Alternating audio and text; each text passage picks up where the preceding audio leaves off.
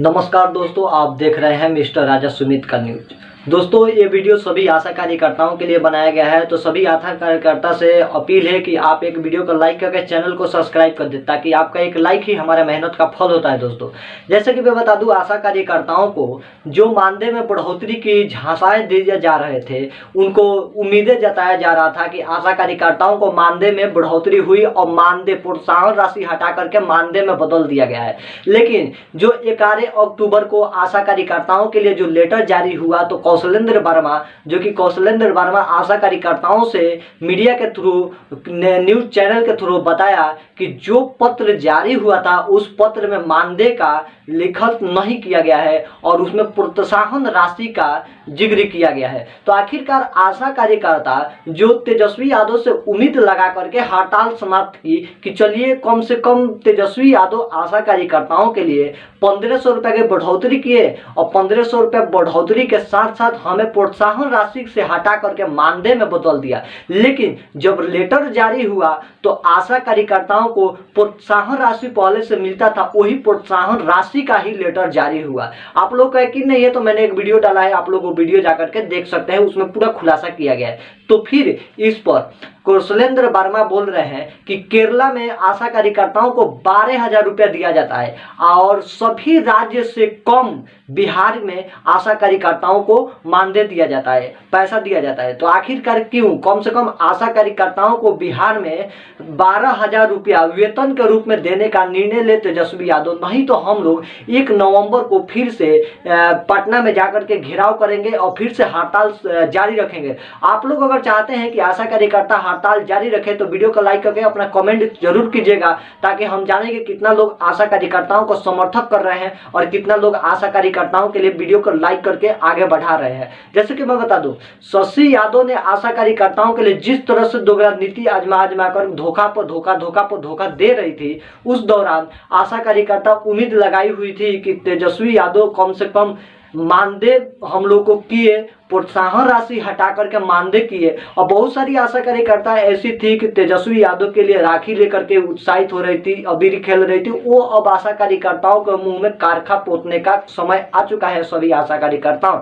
जैसे कि मैं बता दूं, तेजस्वी यादव ऐसे उम्मीद और ऐसे विश्वास आशा कार्यकर्ताओं पर लगा दी थी और ऐसे उनके दिल में जगह बना लेते कि लग रहा था कि आशा कार्यकर्ताओं को 1500 रुपये की बढ़ोतरी हो करके उनको मांगों को पूरा कर दिया गया। लेकिन जब लेटर जारी हुआ तो उसमें जिस तरह से प्रोत्साहन राशि के जगह पर प्रोत्साहन ही राशि है, मानदेय का कोई नाम ही निशान नहीं है। दोस्तों, तो आखिरकार आशा कार्यकर्ताओं के साथ ये छल हुआ है कि घात हुआ है कि ठीक हुआ है, आप लोग कमेंट करके जरूर बताइएगा। जैसे कि मैं बता दूं, आशा कार्यकर्ता जिस तरह से उत्साहित हुई थी, जो कि हड़ताल को लेकर के चल रही थी और उत्साहित हुई थी कि हम लोगों को कम से कम मानदेय में बढ़ोतरी हुई और हम लोग को मांग को पूरा किया गया पूरा ना पूरा करके कम से कम 2 मांगों को तो पूरा किया गया। लेकिन आशा कार्यकर्ताओं को जो 9 सूत्री मांग थी, उन 9 सूत्री मांगों में से एक भी मांग को पूरा नहीं किया गया, एक भी मांग को नहीं लागू किया गया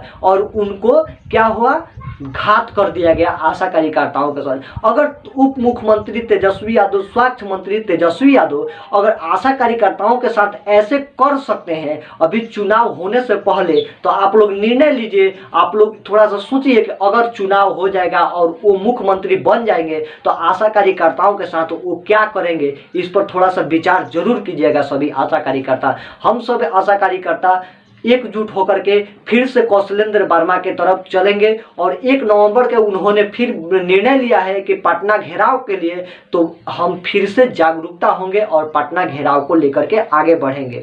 जैसे कि मैं बता दूं, सभी आशा कार्यकर्ताओं को जिस तरह से एकजुट करने में लगे हुए हैं कौशलेंद्र वर्मा, उसी तरह से बहुत सारी आशा कार्यकर्ता है कि कौशलेंद्र वर्मा की टांग खींच रही है। लेकिन बहुत सारी आशा कार्यकर्ता ऐसी है कि कौशलेंद्र वर्मा को सपोर्ट कर रही है। लेकिन उसी में से आशा कार्यकर्ता जो तेजस्वी यादव के समर्थक और शशि यादव के समर्थक है, जो शशि यादव अनेकों प्रकार के वीडियो में आ रही है और बोल रही है कि हमें लेटर जारी हो चुका है और लेटर आगे बढ़ाया गया है, हमारे भारत के स्वास्थ्य मंत्री के पास लेटर लिखा गया। जब लेटर लिखा गया तो उसमें मानदेय को क्यों नहीं जिक्र किया गया, उसमें प्रोत्साहन राशि को क्यों जिक्र किया गया है, इस पर आप इसको शशि यादव से कमेंट करके आप लोगों को जवाब पूछना पड़ेगा।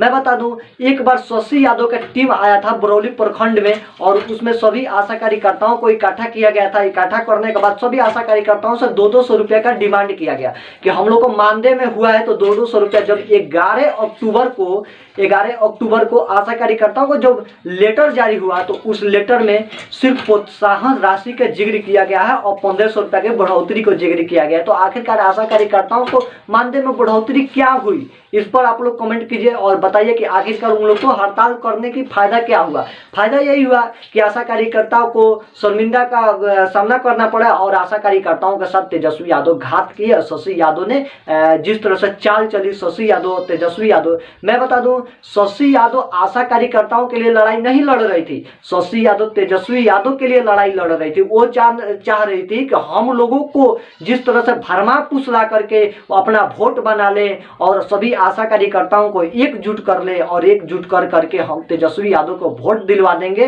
तो हमारे सरकार बन जाएंगे। लेकिन अब उन लोगों को कोई चारा नहीं चलने वाला है, हम सब एकजुट होंगे। दोस्तों अभी तक मेरे YouTube चैनल पे 11 लोगों की सपोर्ट हो चुका है और 4 लाख लोगों की सब्सक्राइबर होने वाला है। तो अगर आप लोग सब्सक्राइब नहीं किया है तो वीडियो को लाइक करके चैनल को सब्सक्राइब करें ताकि हमारे 4 लाख आशा कार्यकर्ता जुट सके। और 4 लाख आशा कार्यकर्ता जब पूरे भारत की आशा कार्यकर्ता जुटेगी तो हम लोग एक महापहाड़ बना लेंगे। और किसी भी आंदोलन को लेकर के चलने के लिए जब 4 लाख आशा कार्यकर्ता एकजुट होकर के उतरेगी तो सरकार को मात्र कुछ ही दिनों में हम लोग के सामने घुटना टेकने पर मजबूर हो जाएंगी सरकार। तो सभी आशा कार्यकर्ताओं से अपील है कि आप लोग वीडियो को लाइक करके चैनल को सब्सक्राइब कर दें। बहुत जल्द 4 लाख का फैमिली होने वाला है दोस्तों, तो आप लोग थोड़ा सा भी विलंब ना करें और ये वीडियो देखें जो कि आशा कार्यकर्ताओं के लिए कौशलेंद्र वर्मा जो बोल रहे हैं वो आप लोगों का वीडियो देखना चाहिए। तो आप लोग ये वीडियो देखें और वीडियो देख करके कमेंट और लाइक और सब्सक्राइब करना ना भूलें ताकि हमारा 4 लाख फैमिली हो और आप सभी को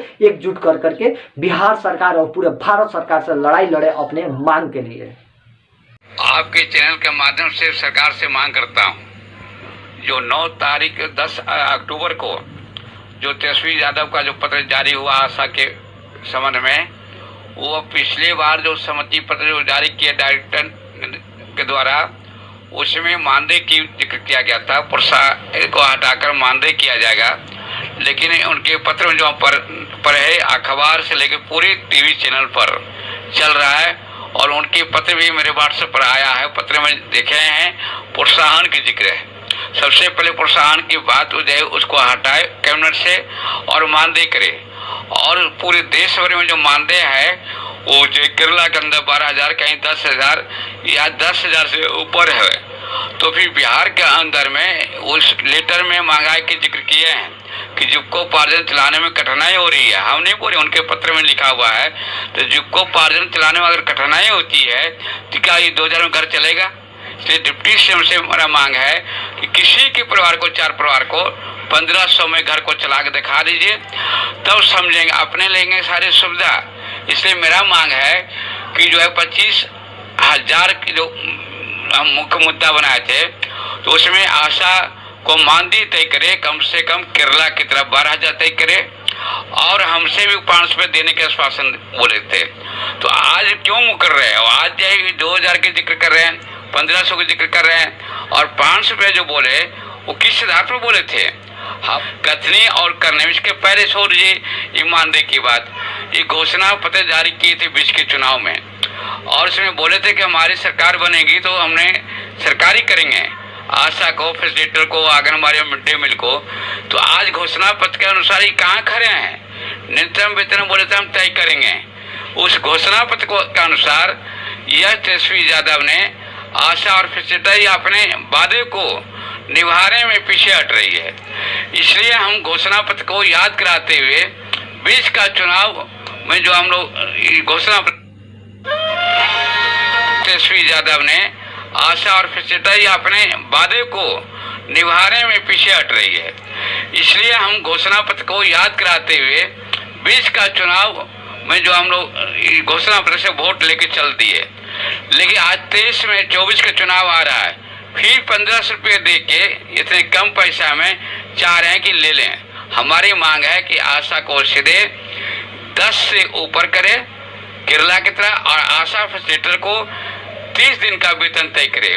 प्रोत्साहन राशि की हम बात नहीं कर रहे हैं। हम 28 मार्च को केंद्रीय स्वास्थ्य मंत्री मिले थे। हम वहाँ मांग किए थे कि केंद्र सरकार या राज्य सरकार एक निश्चित वेतन तय करे ना। चाहे इसमें मोदी जी के क्या कर रहे हैं और तेजस्वी जी हम राज्य और केंद्र के फेरा में आशा न मर रही है। और आशा फैसिलिटेटर के जो जिक्र किया गया यात्रा भत्ता का 18 में 300 के हिसाब से 6000 रुपया, हम यात्रा भत्ता की भी बात नहीं बोल रहे हैं। एक निश्चित वेतन कम से कम 15,000 आशा फैसिलिटेटर को किया जाए। हम दोनों की बात कर रहे हैं। आशा का भी न्यूनतम वेतन हो जिसका घर चले, कम से कम दाल रोटी चले, बच्चे पढ़ सके, छोटा सा मकान हो सके, घर में जो है ये सारी सुविधा मिल सके, कम से कम तो मिले। इसलिए सरकार जो है संगत गरीबों की सरकार नहीं है, ये आशा की सरकार नहीं है। 90 है और घोषणा पत्र के अनुसार जो बोले थे सरकारी करने के लिए वो करें। आज खाली लड़ाई की बात नहीं है, पहले भी बीच में बोले हैं कि हमारी सरकार बनेगी सरकारी करने का, तो सरकारी करिए ना।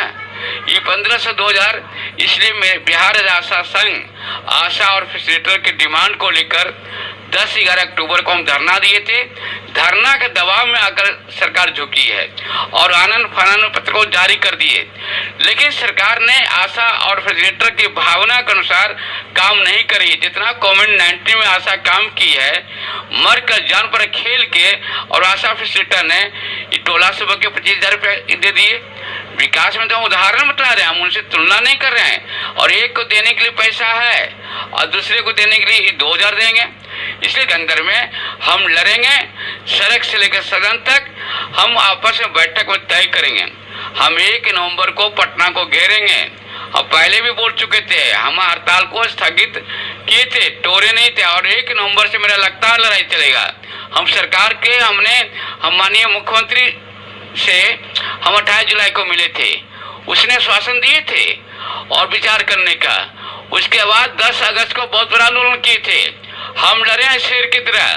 10 तारीख को सरकार के छाती विचार के तब ने सरकार झुकी थी, और उसी दिन 2 बजे हाई लेवल की बैठक हुआ और इन कुछ लोग जाके समझौता कीजिए। हम आशा और फैसिलिटेटर का 30 दिन का वेतन तय करें और कोविड-19 जो पैसा है जो अभी तक नहीं मिला है और ट्रेजरी के द्वारा भुगतान हो। अश्विनी पोर्टल त्रुटियां हैं, वो ऑनलाइन करने में वहाँ के पत्रकारी तंग करता है आशा को, और सभी प्रकार की छुट्टी दे। 2 दिन का जो होना चाहिए विषय अवकाश नहीं मिलता है, मातृअवकाश नहीं मिलता है, भविष्य निधि तय करे। उसके बाद जो है अनुकंपा के आधार पर नौकरी मिले, 4 लाख का बीमा नहीं 12 लाख का बीमा मिले। इस तरह से मेरा मांग है 14 सूत्री, और हम पूरे बिहार के आशा और फैसिलिटेटर से मेरा निवेदन है कि आप लोग ये चॉकलेट से नहीं मानिए। आपके लिए हम लड़ाई लड़ेंगे, करो या मरो, चाहे तेजस्वी यादव रहे, चाहे बिहार सरकार, चाहे 90,000 आशा काम के बदले कोरोना जिस तरह से काम किया है और फैसिलिटेटर उसका दाम लेगा। और जब तक दाम नहीं मिलेगा मेरा संघर्ष जारी रहेगा। हम आगे जो इस पर आपस में बैठ के हम आंदोलन की घोषणा करेंगे, जल्द करेंगे। ऐसे 1 नवंबर को हम पटना को घेरेंगे। बिहार